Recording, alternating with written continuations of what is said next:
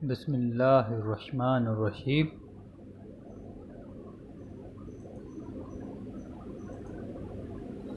आज हम डिस्कस करेंगे chi square procedure, hand out 9, chapter number 13। अभी तक हमने one mean one median complete किया था। वन मीन के अंदर दो किस्म के टेस्ट हमने किए थे, जेड टेस्ट और टी टेस्ट। मैंने आपको बताया था कि जेड टेस्ट जो है वो वहाँ अप्लाई होता है जहाँ पे सैम्पल साइज़ बड़ा हो, यानी ग्रेटर देन 30 हो, जबकि टी टेस्ट वहाँ अप्लाई होता है जहाँ पे सैम्पल साइज़ लेस देन 30 हो। जबकि वन मीडियन के लिए जो हमने टेस्ट अप्लाई किया था वो विल्कोक्सन साइन टेस्ट था जो हमने अप्लाई किया था।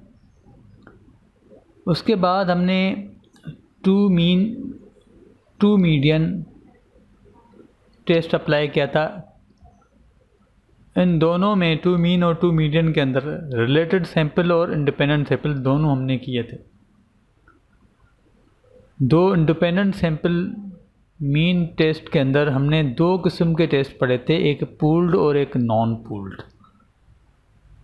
जबकि दो इंडिपेंडेंट मीडियन के अंदर हमने जो टेस्ट पढ़ा था वो मेन विटनी टेस्ट पढ़ा था। उसके बाद दो रिलेटेड सैंपल के अंदर जो हमने मीन के लिए टेस्ट पढ़ा था वो पियर टी टेस्ट था, जबकि दो रिलेटेड मीडियन के लिए जो हमने टेस्ट पढ़ा था वो विल्कोक्सन साइन रैंक टेस्ट था। उसके बाद फिर नेक्स्ट चैप्टर के अंदर हमने standard deviation, one standard deviation और टू स्टैंडर्ड डेविएशन को कवर किया था।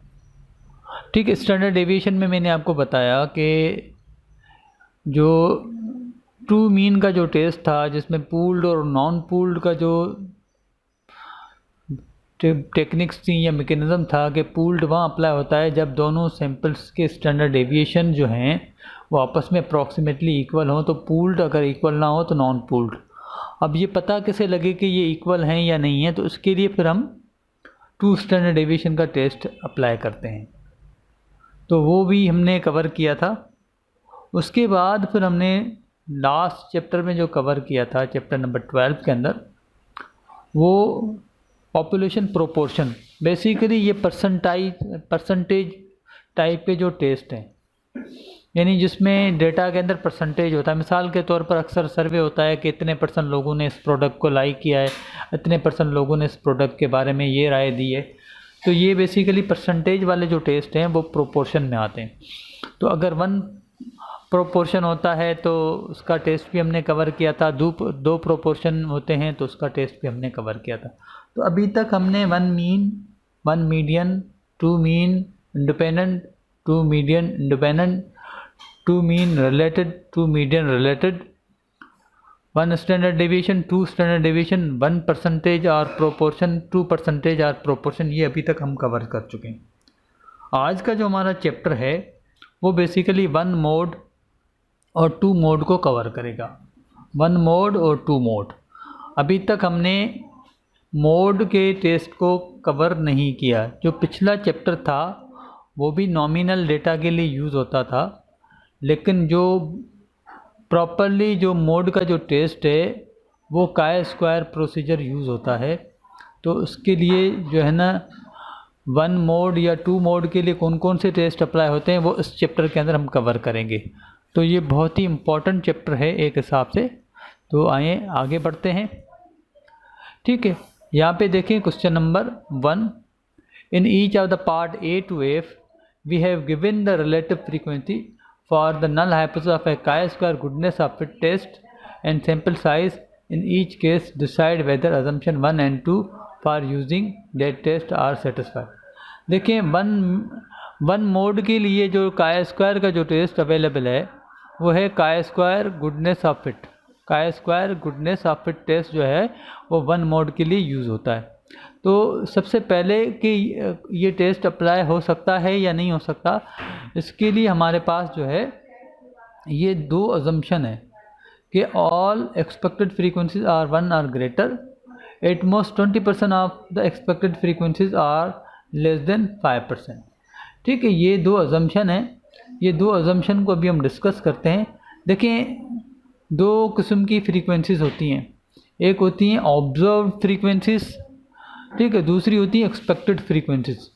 ऑब्जर्व्ड फ्रीक्वेंसीज को हम ओ से डिनोट करते हैं और एक्सपेक्टेड फ्रीक्वेंसीज को हम ई से डिनोट करते हैं।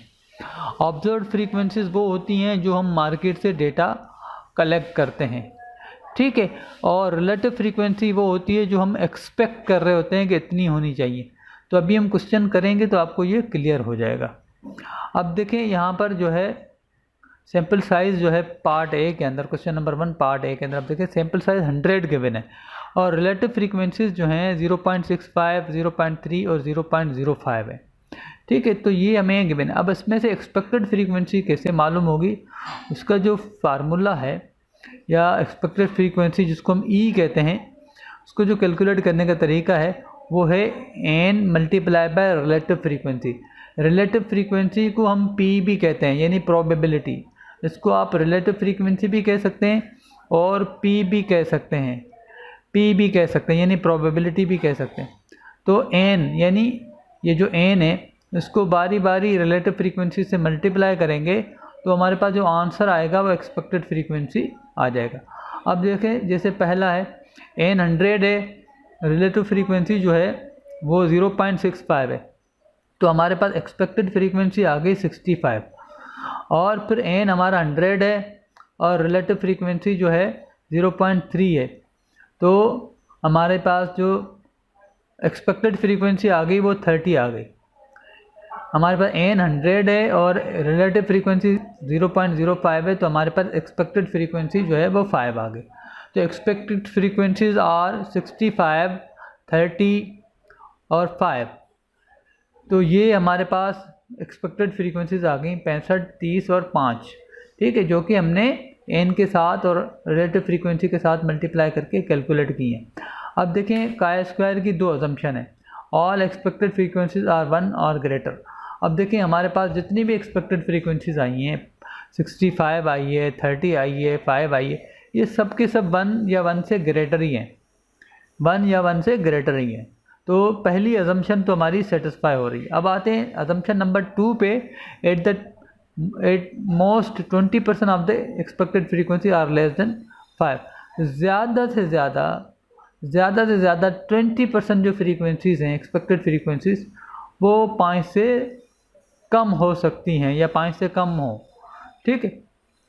तो हम देख सकते हैं कि हमारे पास एक्सपेक्टेड फ्रीक्वेंसी जो है पहली 65 है, फिर 30 है, उसके बाद जो है सिर्फ एक हमारे पास एक्सपेक्टेड फ्रीक्वेंसी है जो 5 है, ठीक है। जो भी अगर एन के हिसाब से देखा जाए तो टोटल 5% उसका जो है ना वो वेटेज बनता है, ठीक है, और वो भी 5 है, लेस देन 5 नहीं है।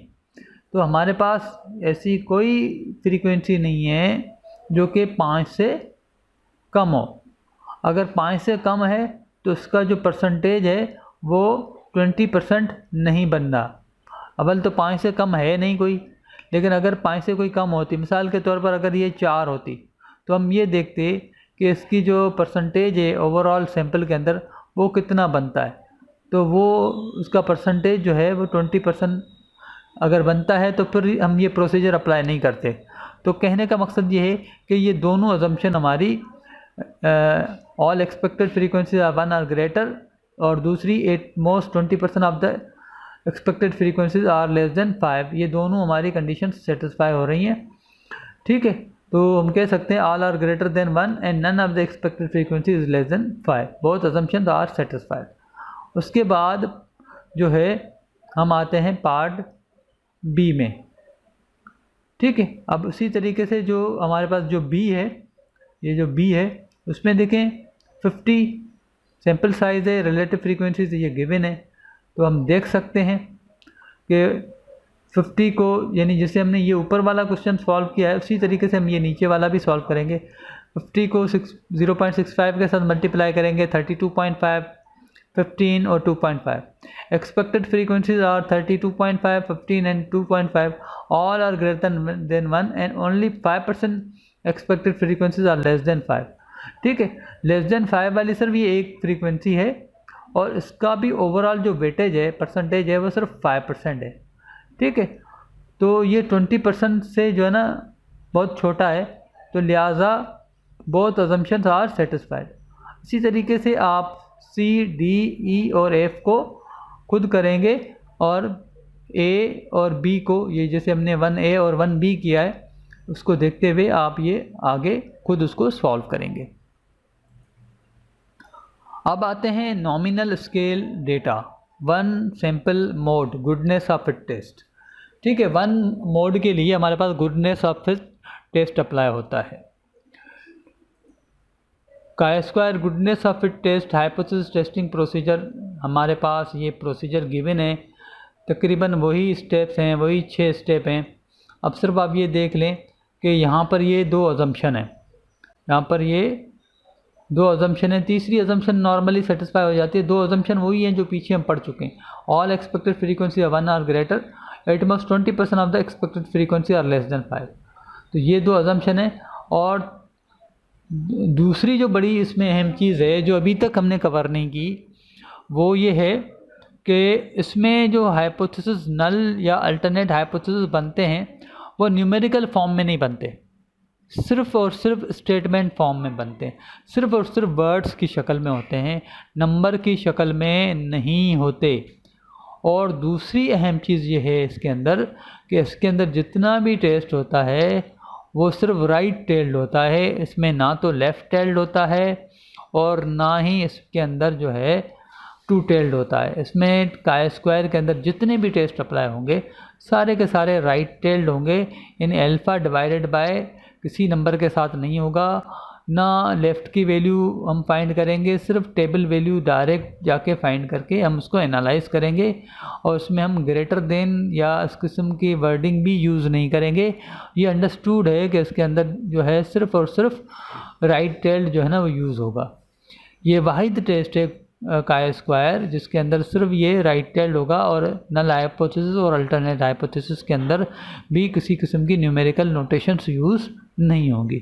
अब आगे बढ़ते हैं, क्वेश्चन नंबर 2 पे आते हैं। क्वेश्चन नंबर 2 में वो कह रहा है, इन each of the part A to F we have provided a distribution and observed frequencies of the values of a variable from a simple random sample of a population. In each case use the chi² goodness of it to decide at the specified significance level whether the distribution of variable differs from the given distribution.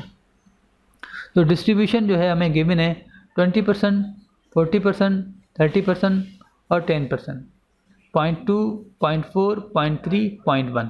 Observe frequencies हैं 39, 78, 64 और 19। Observe का मतलब ये है कि जो markets हमने data collect किया है वो 39, 78, 64 और 19। यहाँ पे एक चीज़ मैं आपको समझाता चलूँ, ये ऑब्जर्व या ये डिस्ट्रीब्यूशन का मकसद क्या होता है। देखिए, एक रिसर्च पेपर हमने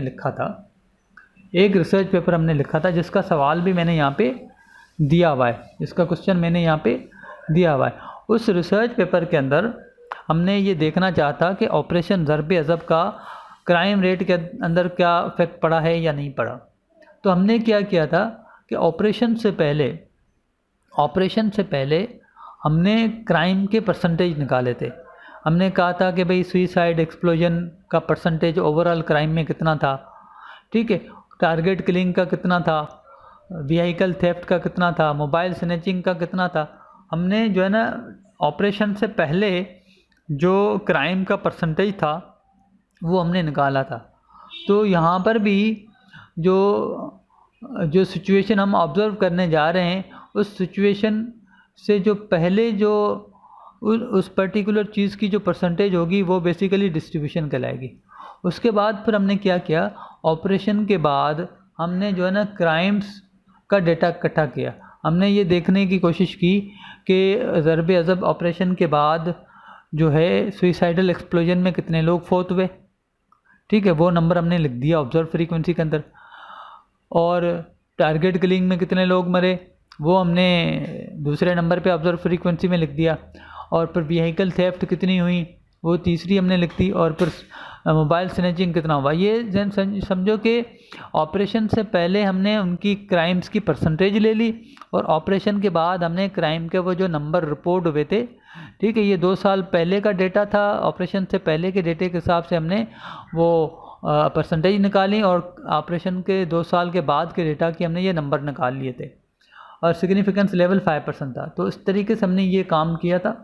तो यहाँ पर सिर्फ ये समझाने के लिए बताया कि ये किस तरीके से कैलकुलेट होता है, ठीक है। अब हाइपोथेसिस टेस्टिंग के 6 स्टेप को फॉलो करते हैं, ठीक है। नल हाइपोथेसिस है कि variable has a specified distribution, यानी यहाँ पे जो नल हाइपोथेसिस होगा वो ये हमें बता रहा है कि जो ऑब्जर्व्ड केसेस हैं, ये जो ऑब्जर्व्ड केसेस हैं या इससे पहले जो केसेस थे ऑब्जर्व, यानी यूँ समझें कि हमने जो नल हाइपोथेसिस यहाँ पे बनाया था वो हमने बनाया था there is no impact of operation Zarb e Azb on crime rate of Pakistan. हमने जो नल हाइपोथेसिस बनाया था वो हमने बनाया था there is no impact of operation Zarb e Azb on crime rate of Pakistan.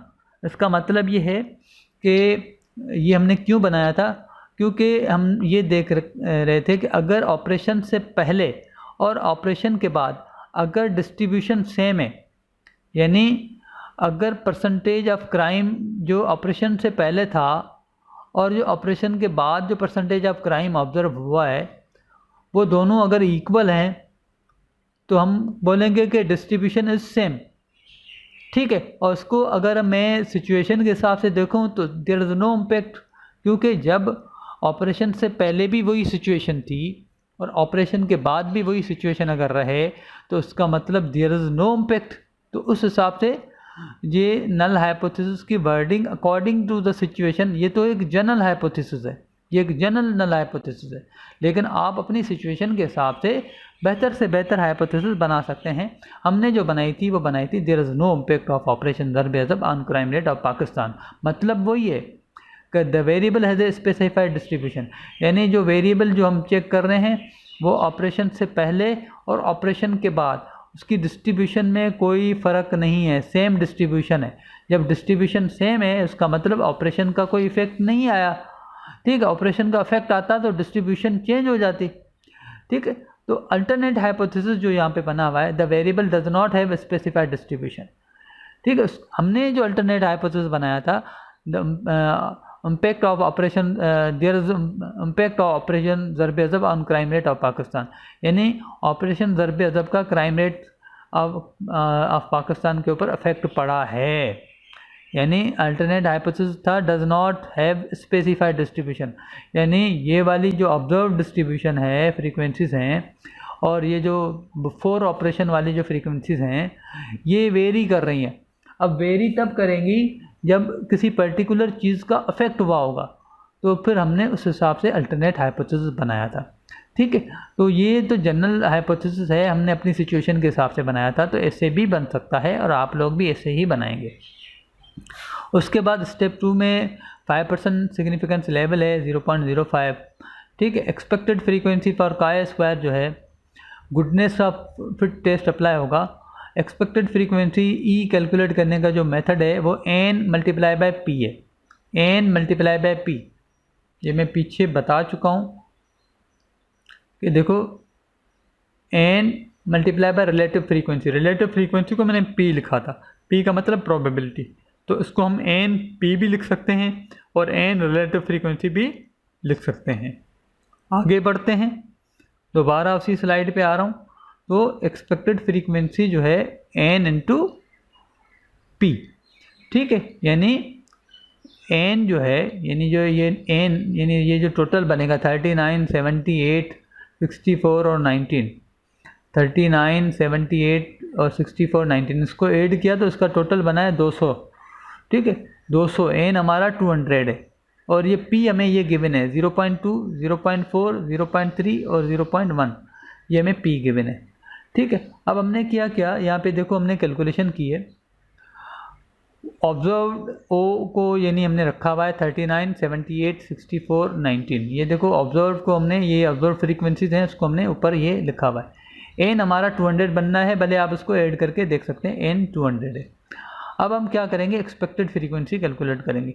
Expected frequency का ये फार्मूला है E equal to n into p. अब E को हमने कैसे एक्सपेक्टेड यानी E को हमने कैसे कैलकुलेट किया है, एन हमारा 200 है और पहली डिस्ट्रीब्यूशन जो है हमारी 0.2 है। 200 मल्टीप्लाई बाय 0.2 किया तो उसका आंसर आया 40। फिर 200 मल्टीप्लाई बाय 0.4 किया तो उसका आंसर आया 80। फिर 200 मल्टीप्लाई बाय 0.3 किया तो उसका आंसर आया 60। फिर 200 मल्टीप्लाई बाय 0.1 किया तो उसका आंसर आया 20। इसका टोटल भी 200 ही बनेगा। ठीक है, तो हमारी एक्सपेक्टेड फ्रीक्वेंसी जो है 40, 80, 60 और 20 बनी, जबकि ऑब्जर्व ये थी। ठीक है, अब काय स्क्वायर का जो test of chi square goodness of fit जो है उसका जो फार्मूला है वो ये है O minus E square divided by E, उसका सम हमें लेना है।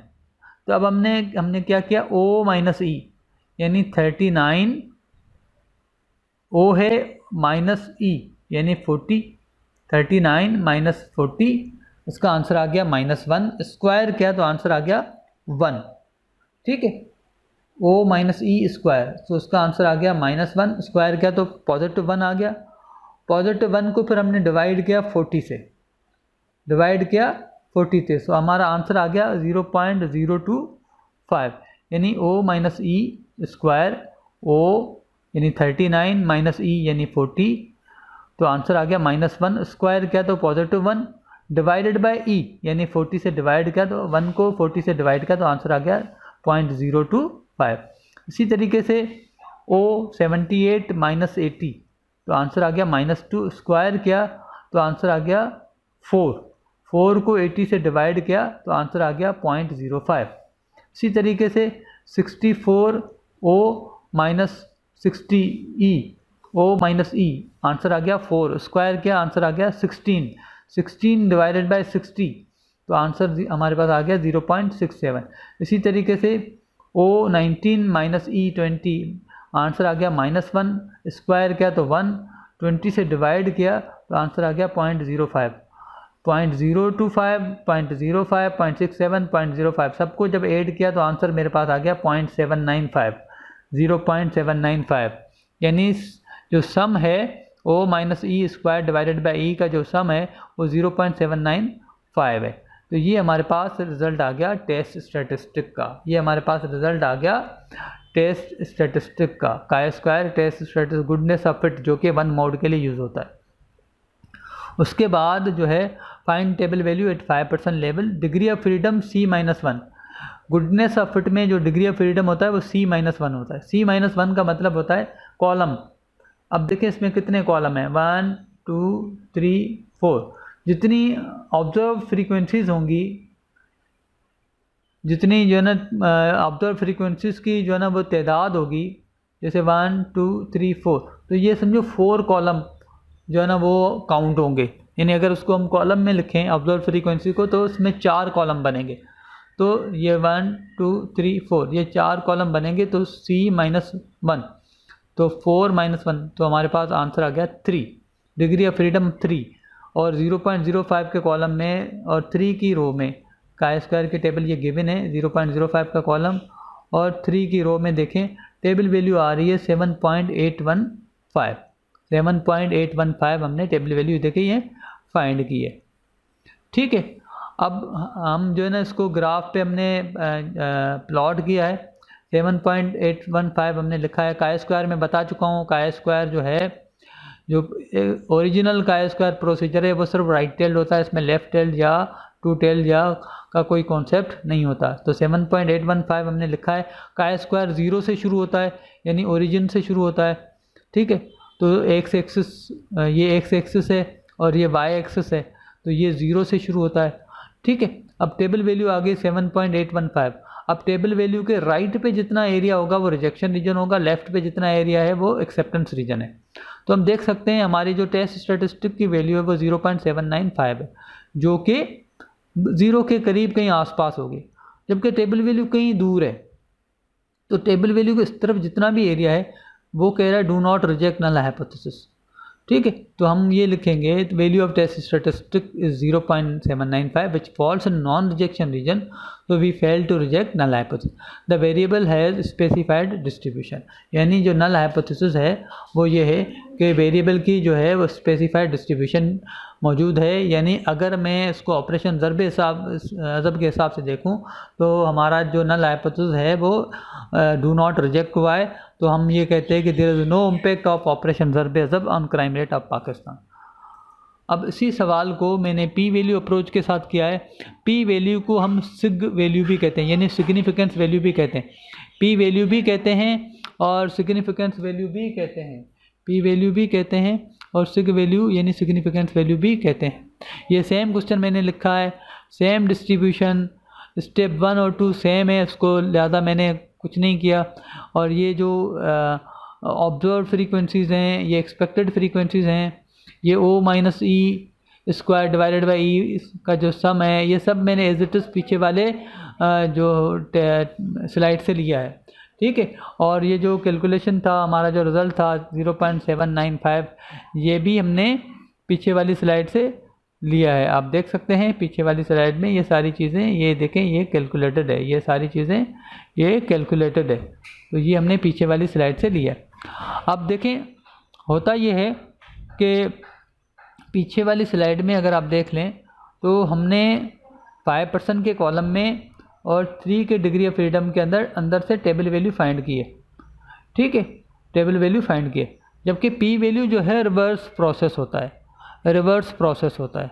अब हम क्या करेंगे, 3 जो हमारे डिग्री ऑफ फ्रीडम है, ये जो 3 डिग्री ऑफ फ्रीडम है, उस 3 डिग्री ऑफ फ्रीडम में हम 0.795 ये जो हमारी वैल्यू है टेस्ट स्टैटिस्टिक की, वो अंदर तलाश करेंगे, वो अंदर तलाश करेंगे, और जहाँ ये वैल्यू आएगी उसके ऊपर जो काय स्क्वायर की जो वैल्यू होगी वो पी वैल्यू कहलाएगी।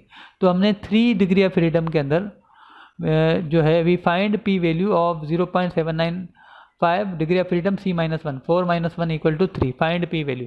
तो 3 के अंदर मैंने देखा कि पूरे 3 के अंदर मुझे कहीं पे भी 0.795 वैल्यू नज़र नहीं आ रही, लेकिन मैं एक चीज़ ऑब्ज़र्व कर रहा हूँ कि जैसे मैं इस तरफ आ रहा हूँ तो ये वैल्यू जो है, जैसे यहाँ पर ये वैल्यू 17 पॉइंट समथिंग है, यहाँ पे 16 है, यहाँ 14 पॉइंट समथिंग, 12, 11, 9, 9.34, 7, 6.2, ये वैल्यू कम होती जा रही है। यानी ऊपर देखें, ऊपर परसेंटेज जो है बड़े होते जा रहे हैं, परसेंटेज बड़े होते जा रहे हैं, और ये वैल्यू जो है वो छोटी होती जा रही है। तो इससे एक अंदाज़ा होता है, इससे एक अंदाज़ा होता है, क्योंकि यहाँ 4 आ रहा है, फिर आगे चल के 3 आएगा, फिर 2 आएगा, फिर 1 आएगा, फिर जाके 0.795 आएगा। लेकिन 0.795 जहाँ कहीं भी आएगा, लेकिन होगा इस तरफ, होगा इस तरफ, यानी इस तरफ जो एरो मैंने बनाया हुआ इस तरफ होगा। तो डेफिनेटली जब इस तरफ होगा तो उसकी जो काय स्क्वायर की जो वैल्यू होगी वो भी इस तरफ वाली होगी। अब देखें काय स्क्वायर अगर आप यहाँ से देखते जाएं 0.5, 0.1, 0.15, 0.2, 0.25, यानी इस तरफ जो भी काय स्क्वायर की वैल्यू आएगी वो 0.3 होगी, फिर 0.35 होगी, और फिर 0.4 होगी, यानी 0.25 से बड़ी वैल्यू होगी। तो ये अंदाज़ा हो गया कि हमारी जो 0.795 जो वैल्यू होगी, जहाँ कहीं भी होगी टेबल के अंदर, ये टेबल सपोर्ट नहीं कर रहा, लेकिन अगर हम और डिटेल वाली टेबल में जाएंगे तो यहाँ ये वैल्यू जहाँ कहीं भी आएगी, वहाँ पे ऊपर जो काय स्क्वायर की जो वैल्यू होगी वो 0.25 से अबव होगी। ठीक है, ये तो हमें एक जो है ना अंदाज़ा हो गया। तो उसी बुनियाद पे जो हम डिसाइड करेंगे, तो हम ये लिखेंगे कि value of test statistic 7.95 which does not lie in table but it indicates that it will lie below, कि वो जो वैल्यू होगी वो काय स्क्वायर ग्रेटर देन 0.25 के कॉलम के नीचे होगी। यानी ये हमने 0.25 काय स्क्वायर तक वैल्यू देखी, यहाँ पे हमें नज़र नहीं आ रही, लेकिन आगे कहीं होगी, तो आगे जो काय स्क्वायर की ये जो वैल्यू होगी वो 0.25 से ग्रेटर होगी, यानी 0.3 होगी या 0.35 होगी या 0.4 होगी। तो ये वैल्यू जहाँ कहीं भी लाया करेगी, काय स्क्वायर की वैल्यू जो है वो 0.25 से ऊपर होगी। ठीक है, तो काय स्क्वायर की वैल्यू 0.25 से ऊपर होगी, इसका मतलब हमारी जो पी वैल्यू होगी वो 25% से ऊपर है। 25% से ऊपर है। ये एक अंदाज़ा हो गया, ये डेटा को देखते हुए एक अंदाज़ा हो गया कि हमारी पी वैल्यू जो है वो 25% से ग्रेटर है, 25% से ग्रेटर है। So P value will be greater than 25%। ठीक है, तो पी वैल्यू जो भी है वो हमारी 25% से ऊपर है। ठीक है, अगर अल्फा 5%, तो अब डिसीजन क्राइटेरिया पी वैल्यू को ये होता है कि P value less than equal to alpha reject null hypothesis, और P value greater than alpha do not reject null hypothesis. अब पी वैल्यू हमारी 25% से ऊपर है जो कि अल्फा 5% से ग्रेटर है, तो we fail to reject null hypothesis. The variable has a specified distribution. देखें सेम रिजल्ट आया है जो हमने पीछे कैलकुलेट किया है। उसके बाद क्वेश्चन नंबर 3 है, क्वेश्चन नंबर 4 है, इसको आप खुद से करेंगे। क्वेश्चन नंबर 2 जो प्रीवियस स्लाइड में उसको रेफर करते हुए। अब आते हैं nominal scale data two independent sample, यानी अगर 2 मोड हो तो 2 मोड कैसे चेक होंगे। ठीक है, काय स्क्वायर के जो है ना ये हमारे पास प्रोसीजर आ गया 2 मोड का। वही हमारे पास जो है 2 अजम्पशन है कि एक्सपेक्टेड फ्रीक्वेंसी 1 और ग्रेटर हों और 20% जो है वो फ्रीक्वेंसीज आर लेस देन 5 हों। नल और अल्टरनेट हाइपोथेसिस उसी हिसाब से बनेंगे, कोई न्यूमेरिकल हाइपोथेसिस नहीं बनेगा। यहाँ पे हम ये लिखते हैं कि the populations are homogeneous with respect to the variable. The population are homogeneous with respect to the variable, यानी जो 2 सैंपल। अब इसमें एक चीज़ और आपको बताता चलूँ, ये वैसे हमने लिखा तो उसको ट्रू मोड है, लेकिन ये कि ये मल्टीपल मोड के लिए भी यूज़ होता है। तो बहरहाल अभी हम उसको सिर्फ 2 मोड के लिए कवर करेंगे कि जो पॉपुलेशंस 2 हमने ली हैं वो दोनों जो पॉपुलेशन है वो सेम है। ठीक है, नल हाइपोथेसिस सेम है और अल्टरनेट हाइपोथेसिस सेम नहीं है। The population are homogeneous with respect to the variable, और अल्टरनेट है the population are non homogeneous with respect to the variable. तो समझो कि इसका मतलब ये है कि 2 सैंपल बराबर हैं, और उसका मतलब होगा दोनों 2 सैंपल बराबर नहीं है। बाकी काय स्क्वायर का प्रोसीजर सेम है, और यहाँ पे डिग्री ऑफ फ्रीडम का जो मेथड है वो थोड़ा डिफरेंट होता है। r-1 होता है मल्टीप्लाई बाय c-1 होता है। क्योंकि यहाँ पे 2 पॉपुलेशन है तो रो भी होगी और कॉलम भी होगा। ये अगली स्लाइड में मैं समझाता हूँ आपको। आगे बढ़ते हैं। देखिए ये क्वेश्चन नंबर 5 आ गया। Independent simple random sample of 20 resident each are asked how satisfied they are with the democratic autocratic system in Pakistan. 20 लोगों से पूछा गया कि आप डेमोक्रेटिक सिस्टम या ऑटोक्रेटिक सिस्टम जो है उसके बारे में आपकी क्या राय है। At the 10% do the data provide sufficient evidence to conclude that the satisfaction level distribution differ between democratic and autocratic. 2 groups, एक ऑटोक्रेट को सपोर्ट कर रहा है यानी आमरीत को सपोर्ट कर रहा है, दूसरा डेमोक्रेटिक को यानी जमहूरियत को सपोर्ट कर रहा है। 20 लोगों का डेटा लिया गया था। ठीक है, डेमोक्रेटिक सपोर्टर से भी 20 लोगों से डेटा लिया गया था, ऑटोक्रेटिक का भी 20 लोगों का डेटा लिया गया था। ये सेम कॉलम है जो आपके कुछ हैंडआउट में गिवन है। ये कॉलम आपके हैंडआउट में गिवन होगा, उसमें सिर्फ ऑब्जर्व्ड फ्रीक्वेंसीज गिवन होंगी, ये वाली, ये एक्सपेक्टेड गिवन नहीं होंगी, सिर्फ ऑब्जर्व्ड गिवन होंगी, ये एक्सपेक्टेड गिवन नहीं होंगी। तो लेकिन बाकी ये सपोर्टर क्लासिफिकेशन, ये वी सेट का मतलब very satisfied, somewhat dissatisfied, very dissatisfied. तो ये है कि डेमोक्रेटिक में कितने लोगों ने जो है ना वो तमाम बहुत सेटिस्फाइड थे, सम वॉट सेटिस्फाइड थे, सम वॉट डिससेटिस्फाइड थे, वेरी डिससेटिस्फाइड। और ऑटोक्रेटिक में जो लोग थे 20 लोग, उसमें से कितने लोग जो है वो सेटिस्फाइड थे, कितने सम वॉट डिससेटिस्फाइड थे, कितने सम वॉट डिससेटिस्फाइड थे और कितने वेरी डिससेटिस्फाइड थे। तो ये डेटा जो है ना हमने आपको जो है ना वो आपके टेबल के अंदर गिवन होगा। तो 10% पे हमें ये देखना है कि डेमोक्रेटिक सपोर्टर और ऑटोक्रेटिक सपोर्टर दोनों की तादाद जो है वो बराबर है या बराबर नहीं है। ठीक है, तो हम उसका नल और अल्टरनेट हाइपोथेसिस बनाते हैं। There is no difference of opinion toward satisfaction level between both groups regarding democratic autocratic system in Pakistan, और there is difference of opinion toward satisfaction level both groups regarding democrat. ठीक है, difference of opinion नहीं है null hypothesis, difference of opinion है alternate hypothesis. Alpha हमारा 5% है। अच्छा, यहाँ पे थोड़ी मिस्टेक हो गई है, ऊपर 10% लिखा हुआ है और हमने यहाँ 5% लिया है। बहरहाल अब आप उसको 5% ही एज्यूम करके चलेंगे क्योंकि नीचे हमने टेबल वैल्यू उसी हिसाब से फाइंड की है। तो ये मिस्टेक हो गई है वैसे, तो वैसे 10% ऊपर गिवन है, तो ये 5% अब लेकर चलेंगे। 5% हमारा अल्फा है, ठीक है। अब यहाँ पे एक्सपेक्टेड फ्रीक्वेंसी कैलकुलेट करने का तरीका डिफरेंट है। देखो इसको जो टू मोड वाला जो टेस्ट है, ये पीछे मैं आपको दिखा रहा हूँ, उसको हम कहते हैं chi-square होमोजीनियटी टेस्ट, chi-square होमोजीनियटी टेस्ट, ठीक है। उससे पहले अगर वन मोड वाला अगर आप देख लेते तो उसमें लिखा हुआ था chi-square goodness of fit test, goodness of fit test. तो आगे बढ़ते हैं, तो chi-square होमोजीनियटी टेस्ट आ गया हमारे पास।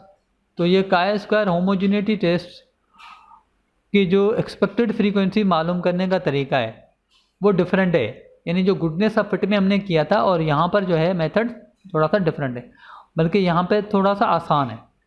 हम क्या करते हैं, आर का मतलब है रो टोटल, उसके बाद मल्टीप्लाई बाय सी का मतलब है कॉलम टोटल, और एन का मतलब है ग्रैंड टोटल, ठीक है। देखें ये जो 8 आ रहा है ये रो टोटल है, और ये 20 जो आ रहा है ये कॉलम टोटल है, और ये 40 जो है ये ग्रैंड टोटल है, यानी 20 + 20, यानी टोटल ऑब्जर्वेशन 40 है।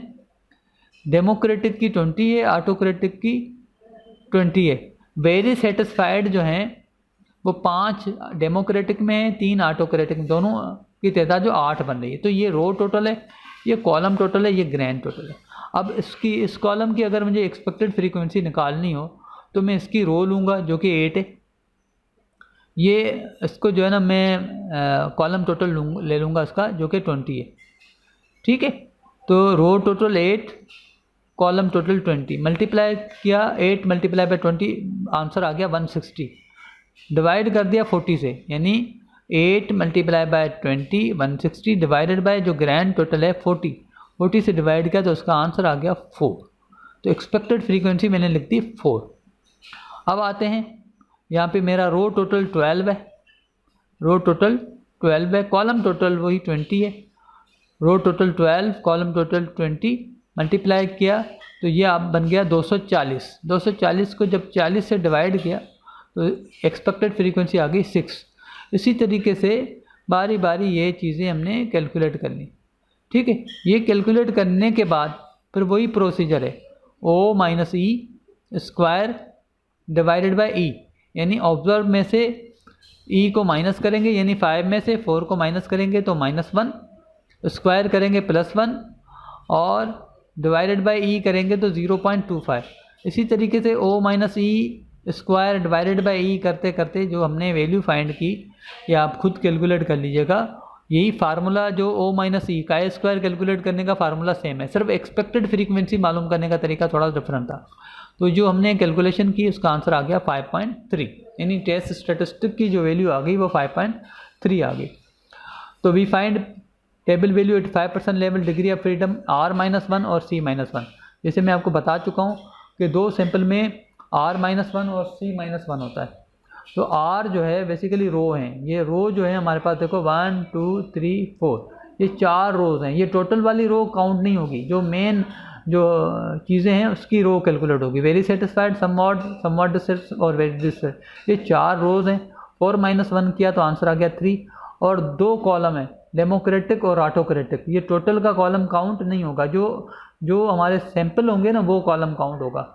तो 2-1 हो गया 1, यानी R-1 यानी 4-1 3, और 2-1 1, 3 × 1, ठीक है।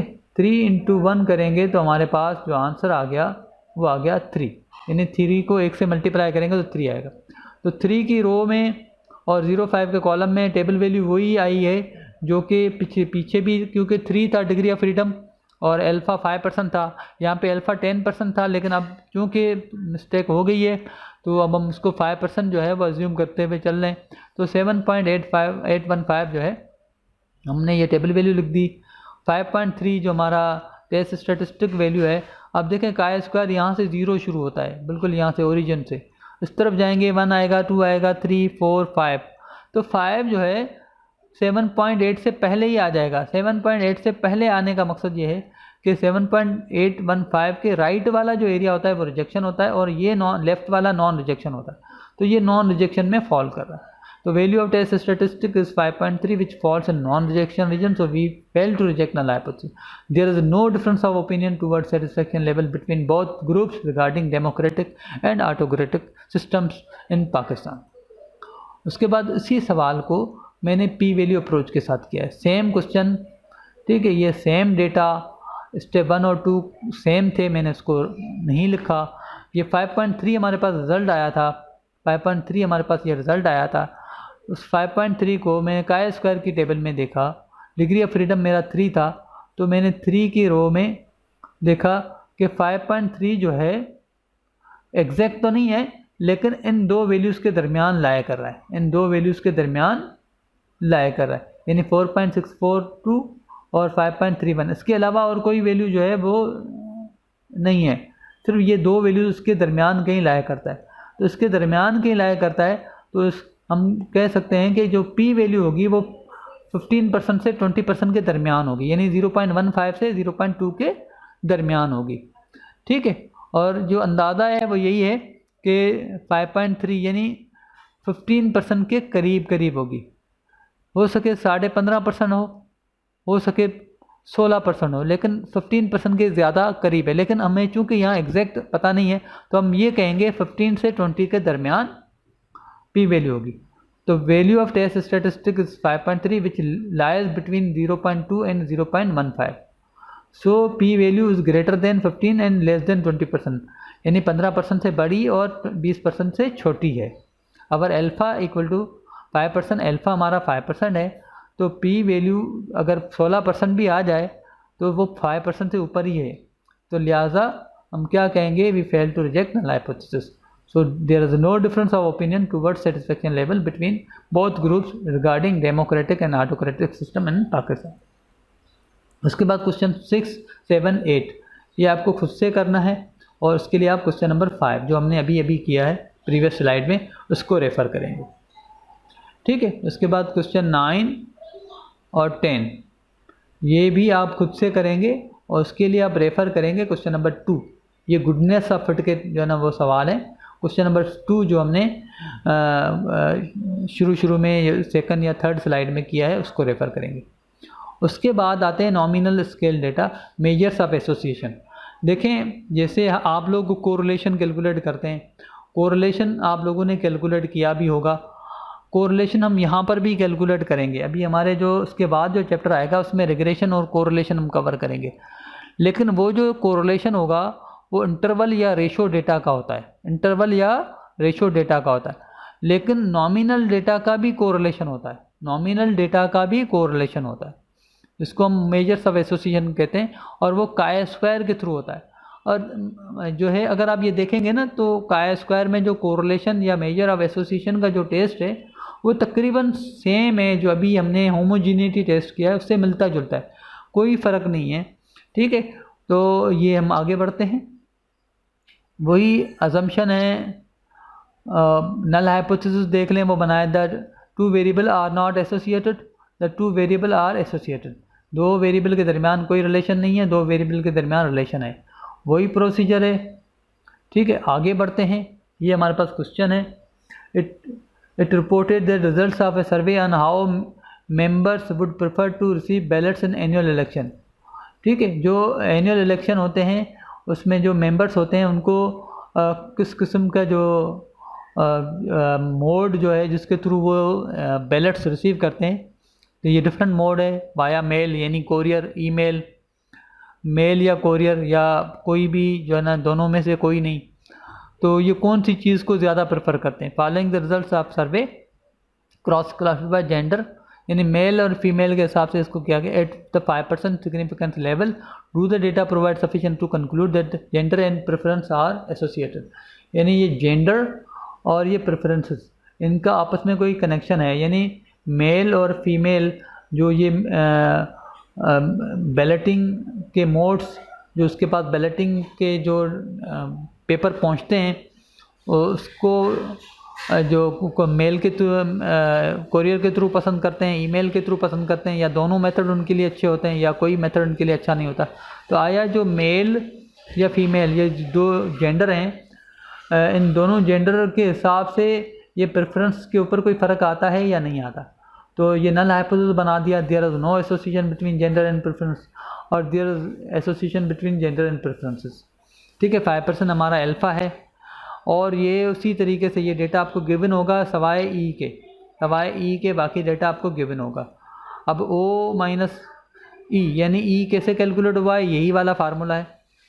ठीक है, इसको हम कहते हैं chi square test of independence. आप पीछे देख सकते हैं, ये कहलाता है काई स्क्वायर इंडिपेंडेंस टेस्ट। पहला था गुडनेस ऑफ फिट, दूसरा था होमोजेनिटी, तीसरा था इंडिपेंडेंट टेस्ट।